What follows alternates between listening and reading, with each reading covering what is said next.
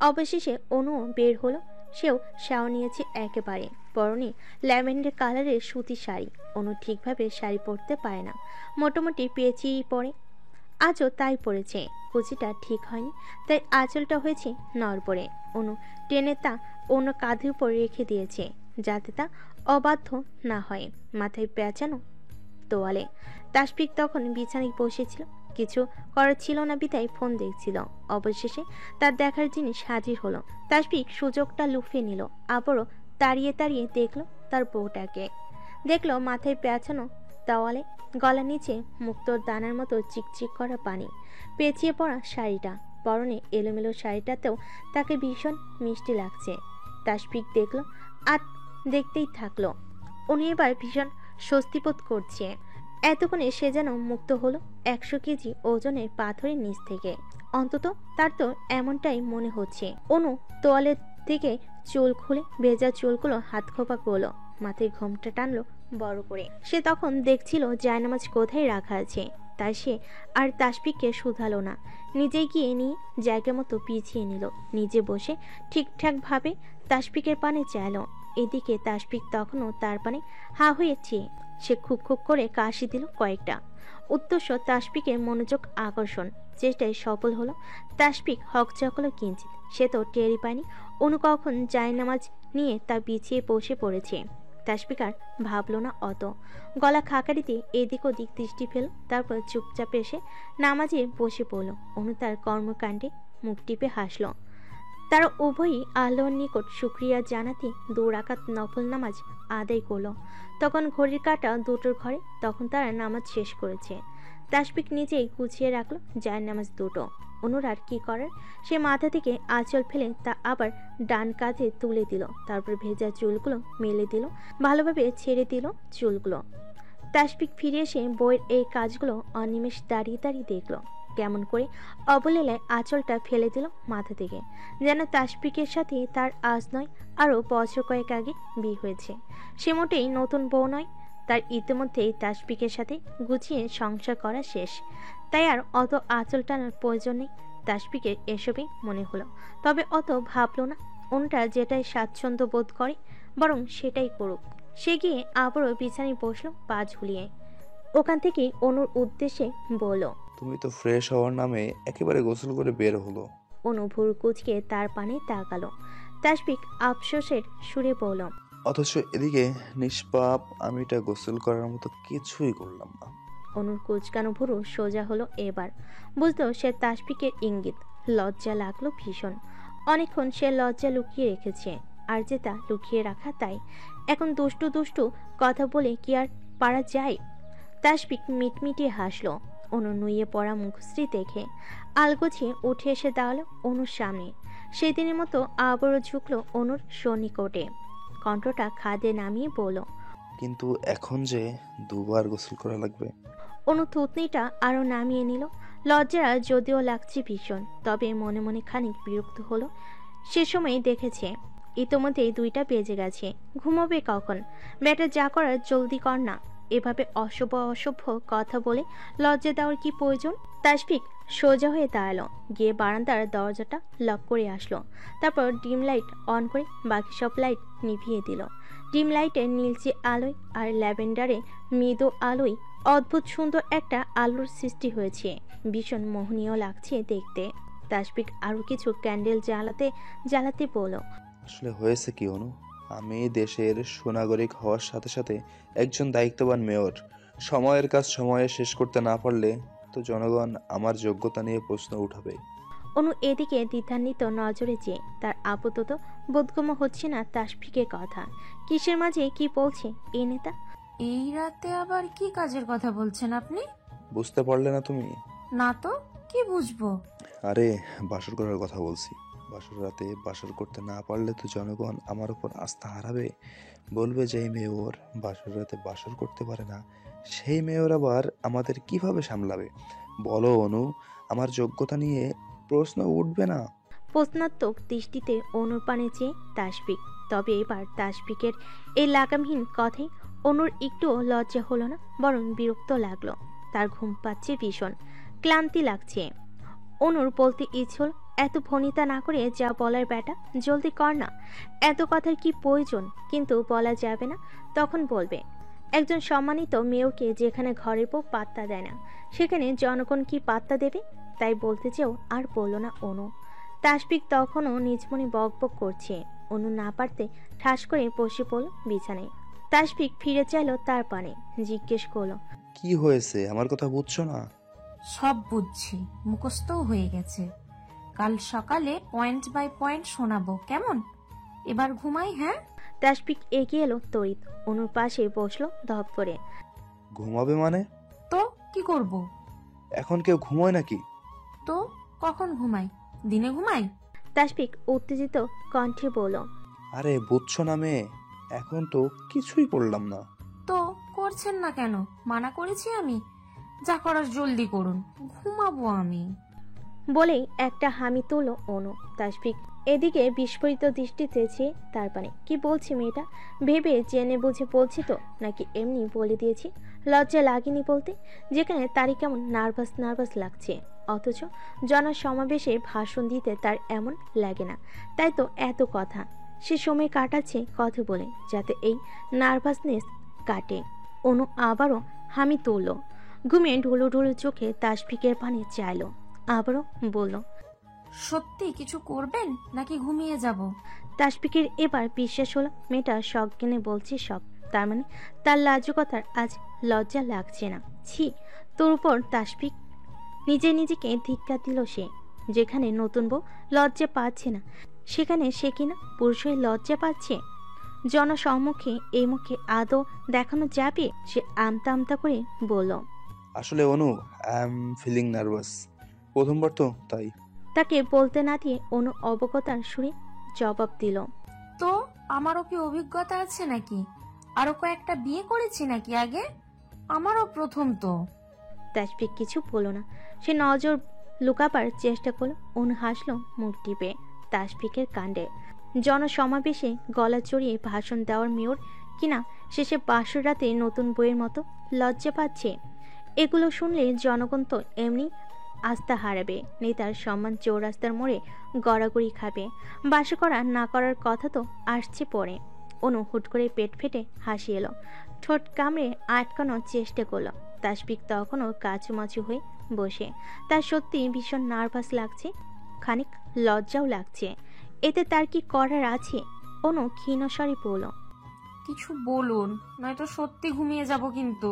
তাসফিক তাকালো আকুল চোখে। সে চায় না অনু ঘুমক, অন্তত আজ রাত তো কিছুতেই নয়। কিন্তু এদিকে গলা দিয়ে যে আউজি বের হচ্ছে না। কি হলো হঠাৎ? হুট করে অনুকে কাছে পেয়ে কি তাসফিক দিশেহারা হলো? হ্যাঁ, সেটাই হলো। সে এতই দিশেহারা হলো যে বলার মতো শব্দ খুঁজে পেল না। ফুরিয়ে গেল শব্দ ভাণ্ডার। কিন্তু অনু এবার সত্যি শুয়ে গেছে। বিছানার ফুলগুলো সব হাত দিয়ে সরিয়ে তাসফিকের বিপরীত দিকে ফিরে মটকা মেরে পড়ে রইল। গায়ের চাদরও টানল। তাসফিক কি করবে ভেবে পেল না। মিনিট পাঁচেক পরে সেও থম মেরে বসে রইল। তারপর তার দিকে থাকা ফুলগুলো সব হাতের আজলাই নিয়ে পিনে ফেলে এলো। কিছুক্ষণ দাঁড়িয়ে চেয়ে রইল তার দিকে পিঠ দিয়ে শুয়ে থাকা অনুকে। তার কি হলো কে জানে। সে তড়িৎ বিছানায় উঠল, ঢুকে পড়ল অনুর চাদরের ভেতর। অধিকার নিয়ে পেঁচিয়ে ধরল অনুর পেট সহ কোমর। তখন অনুর সবই চোখ লেগে এসেছিল। আচম্বিত হওয়ায় আক্রমণে সে বিস্মিত হলো। কেটে গেল নিদ্রার ঘোর। অবাক হয়ে পিছু ফিরতে চাইল, কিন্তু পারল না। তাসফিক এতক্ষণে মুখ গুজে দিয়েছে অনুর ঘাড়ে। অনুর কাঁপন ধরল কাঁপা কাঁপা হাতে, ছুঁয়ে দিল তার উদর কোমর পেঁচিয়ে ধরা তাসফিকের পোষালি হাতটা। ছুতেই যেন আবারও কেঁপে উঠল সে। বুকের ভেতর অস্থিরতা বাড়ল, সেই সাথে বাড়ল হৃদ স্পন্দনও। অসহ্য সুখময় এক পীড়ন হলো বক্ষ স্থলে। তাসফিক তার খোঁজা খোঁজা দাড়িযুক্ত গালটা যখন ঘষছে অনুর উন্মুক্ত ঘাড়ে, খানিক বাদে বাদে অধরে ভেজা স্পর্শ দিয়েছে। কাজ গলায় জ্বালাচ্ছে তার ওষ্ঠের আক্রমণ। সেই আক্রমণ গিয়ে থামে অনুর মুখশ্রীতে এসে। সেখানেও চলে আরেক দফা শ্বাসরুদ্ধকর অসহ্য সুখময় আক্রমণ। অনুর কেমন যেন লাগছে। সহ্য করা দায় এমন মারাত্মক বিধ্বংসী ছোঁয়া। কিন্তু সে থামাতে পারছে না, চাইছেও না। সেসব যে ভীষণ সুখকর, অসহ্য সুখকর। তাই সে ওভাবেই পড়ে রইল, জমে গিয়ে পড়ে রইল বিছানার চাদর খামচে ধরে।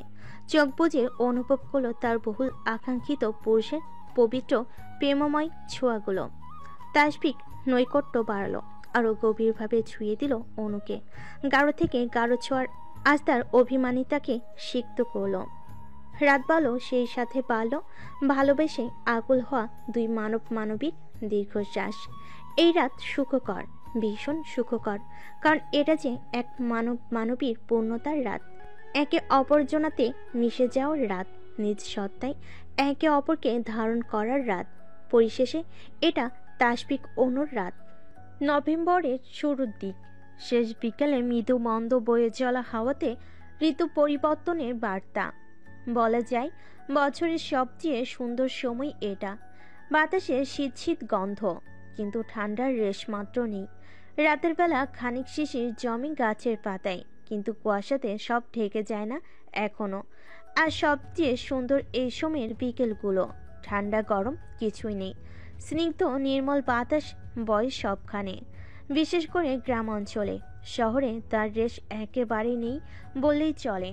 তবে ব্যস্ত নগরীর আশপাশে গাছপালার আচ্ছাদনে ঘেরা জায়গাগুলোতে খানিক উপভোগ করা যায়। সেখানে হাঁটতে বের হলে মনে হয় রাস্তাঘাট, গাছপালা, নদী, চারপাশে প্রকৃতি সবকিছু যেন বলছে শীত আসছে, শীত আসছে। নদী বয়ে চলার কলকল ধ্বনি কানে ভাসছে হঠাৎ হঠাৎ বাতাসের তাড়নায়। এতে বোঝা যায় দেখতে শান্ত নদীটিরও স্রোত বিরাজমান। এখন সময়টাও বিকালের শেষ ভাগ। অস্তমিত সূর্যের লাল আভা ছড়িয়ে পড়েছে। গোধূলিত সেই কবে থেকে রাঙাচ্ছে অম্বরের প্রতি কোণা। রক্তিম সূর্যটাকে দেখে মনে হচ্ছে তার উষ্ণতাও কমবে নদীর শীতল বুকে ডুব দিয়ে দিচ্ছে। তাই এখন ধীরে ধীরে দ্রুতি কমিয়ে আধার নামে বিলীন হচ্ছে নদী গর্ভে। নদীর পাড়ে বসে মোহনা একমনে ওই অস্তমিত রক্তিম সূর্যটার দিকে চেয়ে আছে শান্ত অথচ ক্ষীণ স্রোতস্বিনী নদীর টলমল জলের দিকে। আর চোখে চিকচিক করছে অনাবিল উৎফুল্লতা। তার এই চাহনি জলজলে চোখ জানান দিচ্ছে শেষ বিকেলের এই একান্ত মুহূর্তটা সে কতটা প্রফুল্ল চিত্রে উপভোগ করছে। তার পাশ ঘেঁষে বসে জায়ান, আরে আরে অবলোকনে ব্যস্ত তার মুহূকে। কত উৎফুল্লা প্রফুল্লতা এই হরিণী চোখে। তাই তাড়িয়ে তাড়িয়ে দেখছে। জায়ান আজ ঘুরতে এসেছে মোহনাকে নিয়ে, কাটাতে এসেছে নীরবে নিভৃতে কিছু একান্ত মুহূর্ত। নিয়ে এসেছে ব্যস্ত নগরী থেকে বেশ দূরত্বে, সেই নদীর পাড়ে, যেটা জায়ানের একাকিত্ব বিলাসের সবচেয়ে প্রিয় জায়গা। মোহনাই প্রথম জায়ান যাকে এই জায়গায় এনেছে। এর আগে জায়ান যতবার এসেছে একাই এসেছে। তার পরিবার, বন্ধু বান্ধব, পরিচিতদের মধ্যে কেউ খোঁজ জানে না এই নদীর। আজ একান্ত প্রিয় জায়গাটা জায়ান ভাগ করে নিয়েছে মোহনার সাথে, যেখানে জীবনটাই ভাগ করে নিয়েছে। জীবনে চলার পথে সঙ্গী বানিয়েছে, নিজের অর্ধাঙ্গী করেছে। সেখানে এসব তুচ্ছ, ভীষণ তুচ্ছ। জায়ানের ভার্সিটি শেষে মোহনার কোচিং থেকে একেবারে এখানে নিয়ে এসেছে। বেশ কটা দিন হলো মেয়েটাকে ঘোরানো হয় না কোথাও। মোহনাও পড়াশোনায় মাইনকার চিপায় পড়ে একেবারে নাস্তানাবুদ অবস্থা। শেষ খানিক আনন্দ করেছে তাসফিক অনুর বিয়েতে। তারও প্রায় দিন 15 কেটেছে। এরপর কোচিং, পড়াশোনা, ক্লাস টেস্ট সব মিলিয়ে বেশ চাপে ছিল। জায়ানও বিজি ছিল ভার্সিটি নিয়ে। আজ তার কোচিং অফ, তাই ডিরেক্ট ভার্সিটি শেষে মোহনাকে পিক করে নিয়ে এসেছে এখানে সারপ্রাইজ দিতে। আর সত্যি মোহনা সারপ্রাইজড হয়েছে, তাও ভীষণভাবে। সেই থেকে মেয়েটা খালি উচ্ছ্বাসিত নয়নে ঘুরে ঘুরে চেয়ে চেয়ে দেখছে সবটা। তাদের মাঝে বলা চলে পিনপতন নীরবতা, কিন্তু জায়ান এবার নীরবতা ভাঙল। মোহ, কেমন লাগছে? মোহনা দৃষ্টি দিল জায়ানের পানে, যে তারই দিকে তাকিয়ে। ভীষণ আবেশিত নেশালো দুটো দৃষ্টির মাঝে আটকা পড়ে মোহনাও থমকে গেল। গাল ভরে হাসল। পাশে বসা জায়ানের বাহু দুই হাতে পেঁচিয়ে নিয়ে আলতো করে মাথা রাখলো সেথায়। মিষ্টি রিন্ডি নিয়ে স্বরে জবাব দিল, আপনার মতো ভালো। জায়ান তার বাহুতে এলিয়ে রাখা মোহনার মাথা থুতনি ঠেকালো। একটু ঝুঁকে কয়েকটা রুক্ষ স্পর্শ দিল চুলের ভাঁজে। ঠোঁট নামিয়ে তার রাখলো কপালে। সেখানেও পরশ দিয়ে মৃদু ফিসফিসিয়ে জানতে চাইল।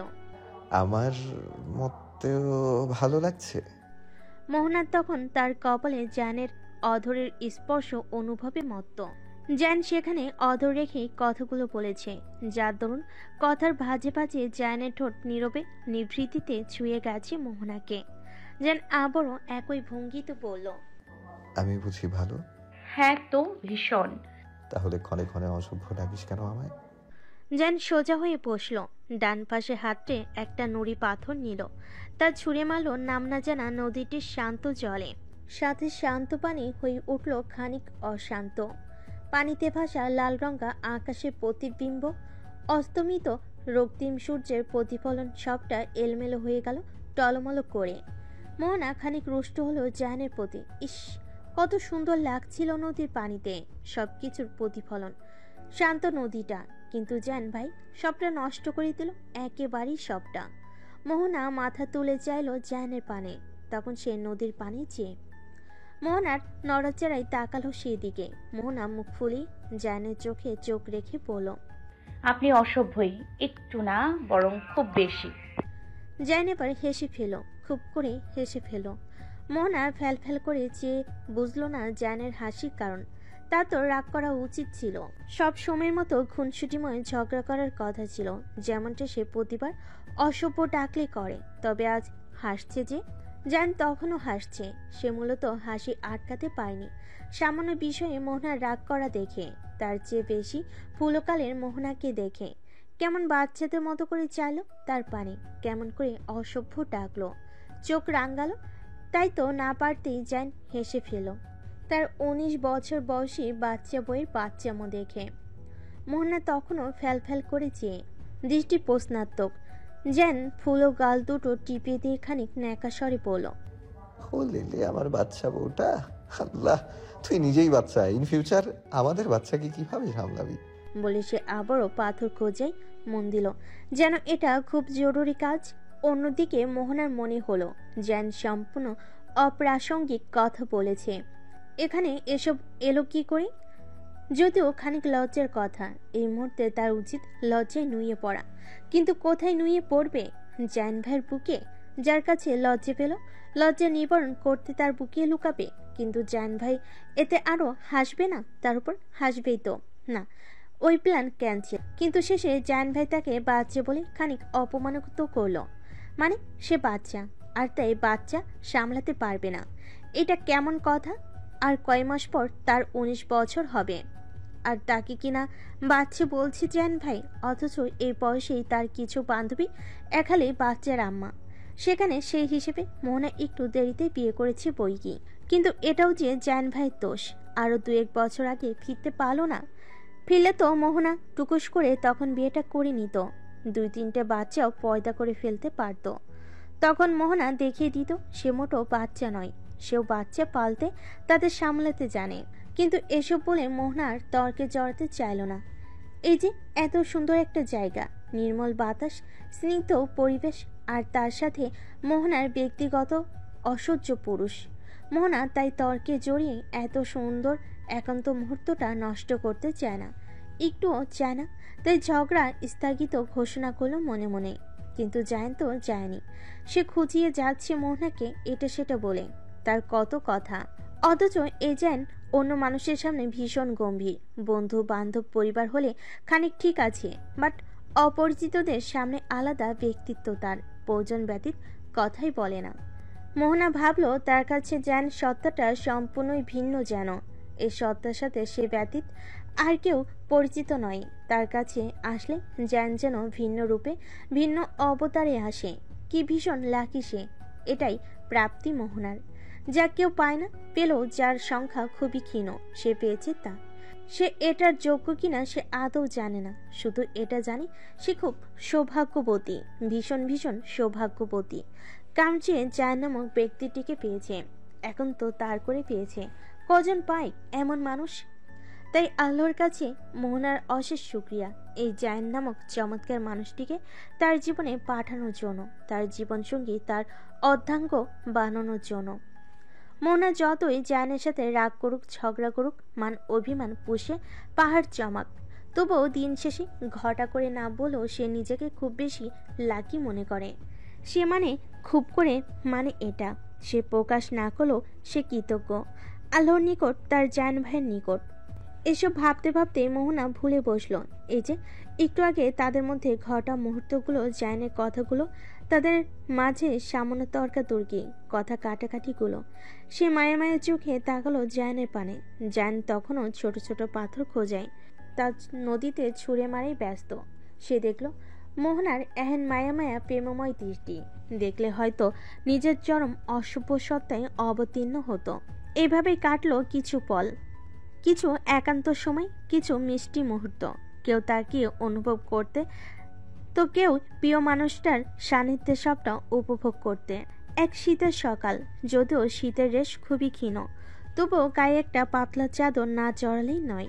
কাল সন্ধ্যার পর থেকে হালকা পাতলা পড়লেও শেষ রাতের পর বেশ খানিকটা কুয়াশা পড়েছে।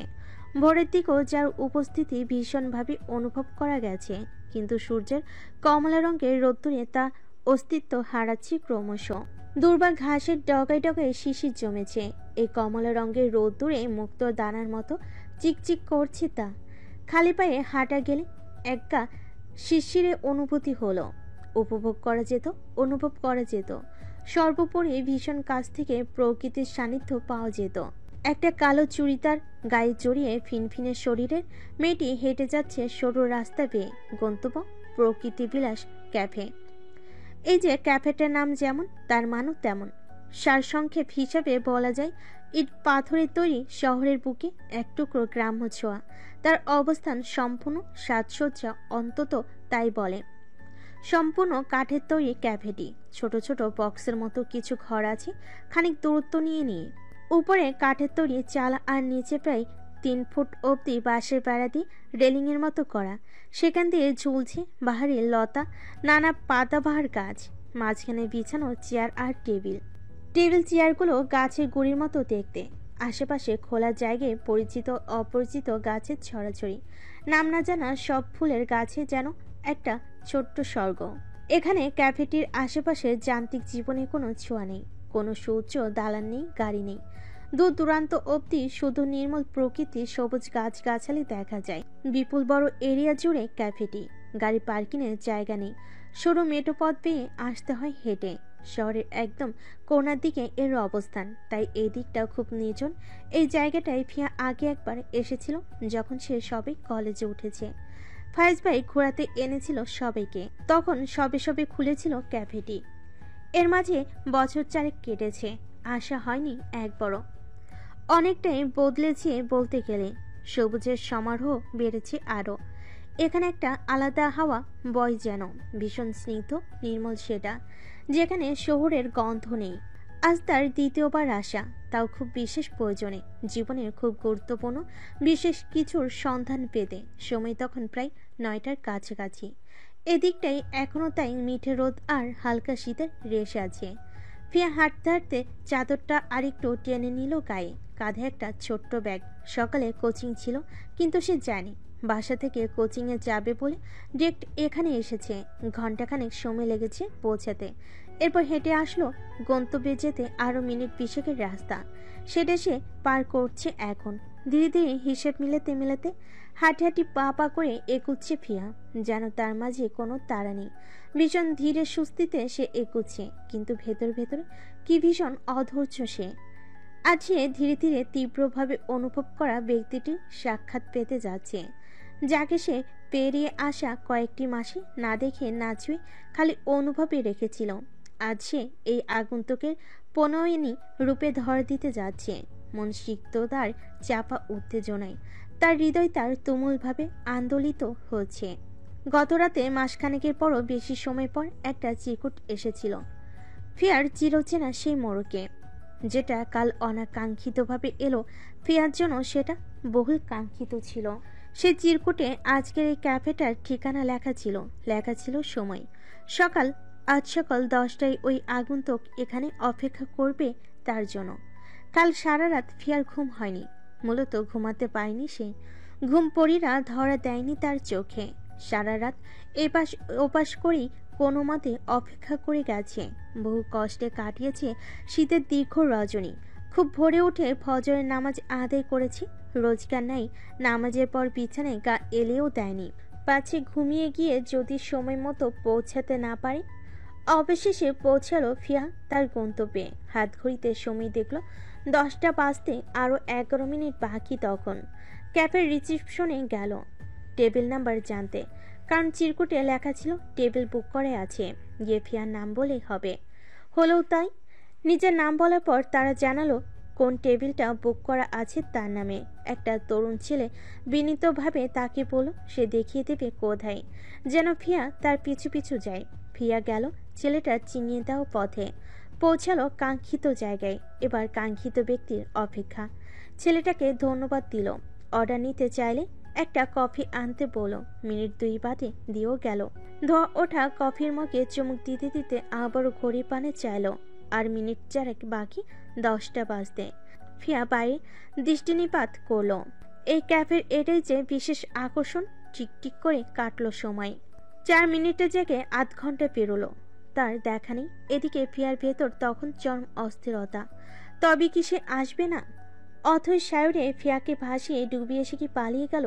করলো না 15 ভেলার যাত্রী।